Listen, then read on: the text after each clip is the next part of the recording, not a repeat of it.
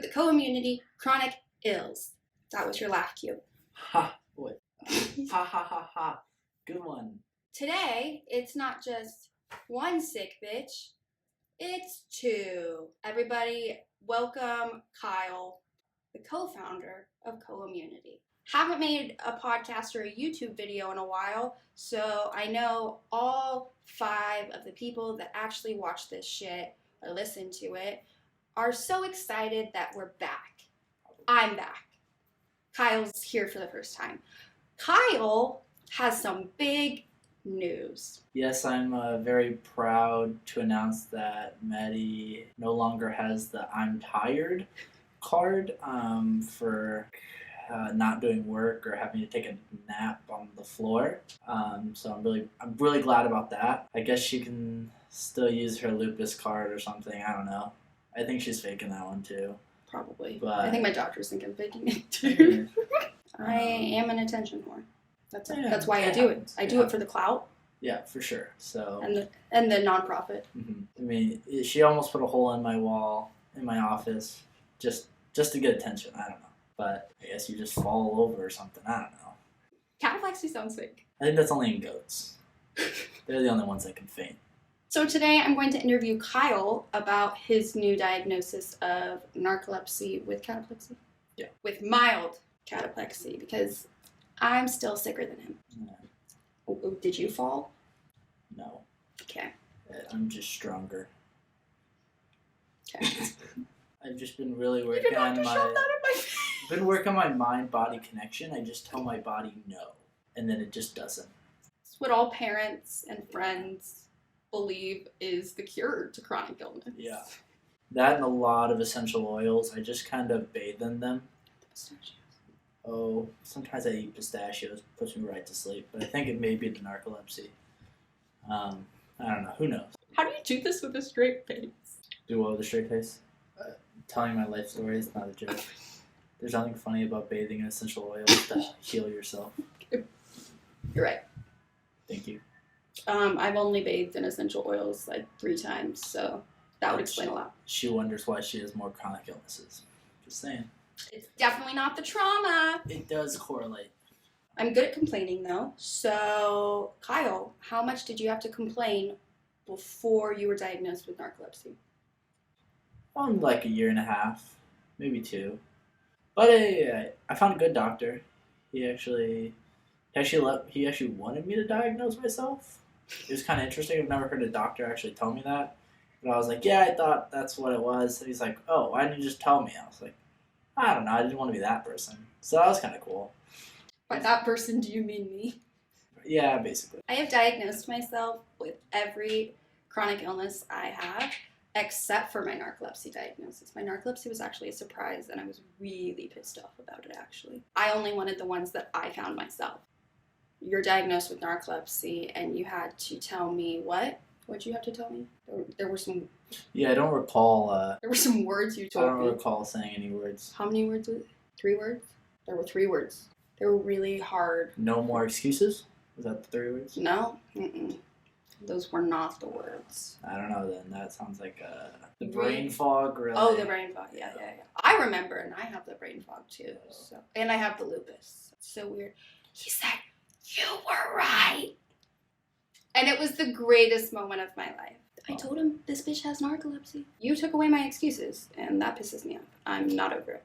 So you told me you were right, and I believe you then followed it with, get it out of your system. Yeah, because I didn't really want to hear it, so I told her like mid-appointment, well, you know, as you wait for doctors, they tell you one thing, they're like, I'll be right back. And then you sit there for 15 minutes and you like that awkward, like, can I do something else? Or like, are they going to walk in? So I just kind of sat there. So like I ran, I was like, hey, you were right.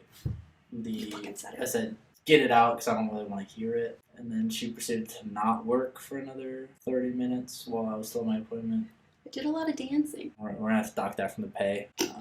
She didn't clock out. Kyle, what was the process of getting diagnosed with narcolepsy? I was basically tired all the time, and I went in for a sleep study closer to 2 years ago, and they were like, oh yeah, there's nothing wrong, you're fine. I said, oh, okay, cool. And then it was all COVID and everything everything else. So I just kind of, you know, kept going on with. How's one with chronic illness does? Yeah, I just kept going with it, you know, living life. Kept getting more tired. I just kind of assumed it was because I had to work with Maddie. But I decided to go to another doctor. We did a 24-hour sleep study. You know, slept for 24 hours. See, I just had to flex on you there. Yeah. Mm-hmm. Do I need to do that too? I'm just kidding. I slept so good that they didn't make me take my last nap, so that was kind of cool. Yeah, then they were like, yeah, you got narcolepsy. But Yeah, but yeah, that's basically all. They were like, yeah, you went to sleep every nap, and I'm like, wow, that's kind of fun. But I have cool dreams every nap. That's entertaining. It's kind of fun. I'm going to talk about myself now. Imagine that. My story is similar to Kyle when I was diagnosed. I had to, really just taking all of your street cred. So I had a 12-hour sleep study too in Wichita, which is where he had his sleep study at first. And then I went to Mayo Clinic. My doctor's like, yeah, bitch, you got narcolepsy. And I said, and they cut my naps off early too. Can we compare who has worse narcolepsy? I don't know, maybe. What were my stats? Yeah. How good am I at sleeping? I'm trying to go pro next season, so. How do you feel about having a diagnosis? Let's talk about your feelings. I actually feel great. I don't know why I was happier that it was narcolepsy than not narcolepsy, because then I would have had to do more tests and I don't know. So I was just happy I knew what it was. Yeah. So they gave me some new drug. I'm excited for you to try it because I'm curious. Curious too. I don't know what it is. First, they try to break everything down like you're like 6, and I was like, he started talking about like the basis of sleep, and I was like, I'm just gonna preface that I help run a nonprofit for chronic illness, and then he's like, oh, okay, cool, because he was gonna explain how sleep worked to me, and I was like, I don't want to sit here any longer than I have to. So I was like, yeah, I'm okay. But it's nice that they were sitting down with you and explaining. I'm glad they were gonna explain it. You just have a lot of knowledge about narcolepsy. Yeah. And he just explained the medication. He's like, have you ever heard of an antihistamine? And I was like, yes. And he said, well, it's just the opposite. And I'm like, oh, okay, cool. He's like, it's a histamine. I'm like, oh, okay, cool. So that was, I don't know, we'll see with the drug. So I've been on most narcolepsy drugs. I take gabapentin. I've taken Xyrem, Xywav. Like if you have narcolepsy, then you'll know what I'm talking about. I've never tried this histamine drug, and it's a completely new mechanism of action. Wakix, I think it's called. Yeah. WAKIX. But plug. Can we get sponsored? Yeah. Maybe Johnson & Johnson is sponsored. Johnson. There are side effects.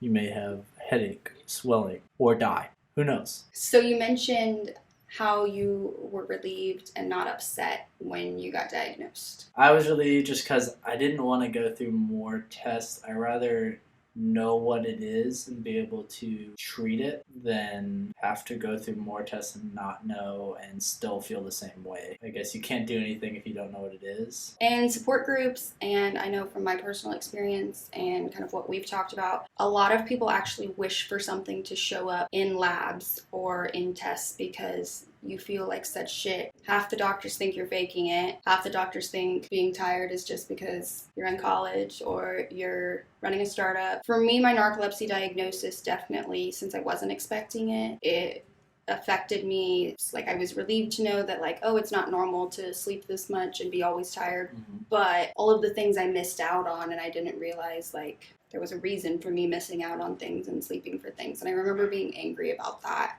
There's a lot of relief that comes from a diagnosis. Did you feel the same way when you were diagnosed with your thyroid issue? Yeah, so I didn't really know I had any problems when I had my thyroid. I told my grandma, commented on my thick neck. I kind of look like Tyreek Hill. Just like, his neck is wider than his head. Yeah. Does he have a thyroid problem? I don't know. We should ask him. Maybe. We could. That is a thick neck. Maybe we can get him on the podcast.